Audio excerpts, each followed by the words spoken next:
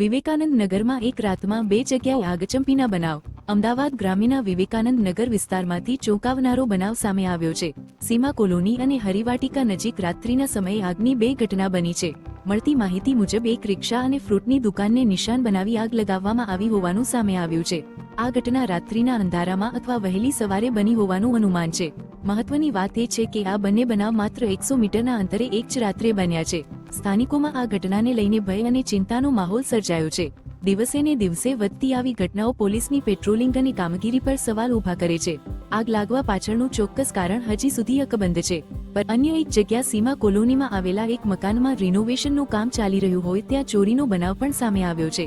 જ્યાં કોન્ટ્રાક્ટર દ્વારા મૂકવામાં આવેલ સામાન જેમ કે વીજતારના વાયરો, ગ્રાઇન્ડર અને કડિયા કામનો અન્ય સામાન ચોરી થયા હોવાનું સામે આવ્યું છે. હવે જોવું રહ્યું કે પોલીસ આ મામલે શું કડક કાર્યવાહી કરે છે. राम प्रताप है मेरा नाम, मैं काम करता हूँ 8 साल से कॉन्ट्रैक्टर के पास में। और हमारा सामान आज तो चोरी हुआ 1.5 महीना होगा काम करते हुए, लेकिन अब तो किल्ली में नहीं गई। अभी कल की तारीख में रात में ही गया है, समझो कि सामान गया है हमारे। तो मैं यहाँ पे काम करता हूँ, तो इसमें एक तो गया गलंड मशीन, दूसरा एक कटर मशीन गया, फिर वायर का मंडल से 10-15 वायर का मंडल से वायर का मंडल भी यानी कि सब ले गए। और कड़िया काम करने का जो टाइल्स वगैरह ये सामान करने का काम था, छेड़ी अथवा जो वजन वाली लोखंड वाली वस्तु थी, ये सब उठा के ले गए। हमारे को यहाँ पे कोई हमारे काम करने कोई वस्तु नहीं, नई वस्तु लेके आएंगे तब हमारा काम चालू होगा। बाकी इधर रूम में भी लाइटिंग करके हमारा सामान पूरा बिखरा पड़ा हुआ है। तो कुछ ऐसा यानी कि हमारे कुछ मिला भी नहीं।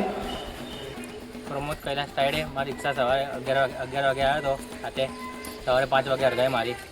5:30 वागे હું નીકળ્યો ને તો ભાઈ રિક્ષા લઈ આજુબાજુવાળાએ કીધું મને રિક્ષા અડગાઈ મારી. એમને કીધું કે ભાઈ રિક્ષા એમને અડગાઈ મારી.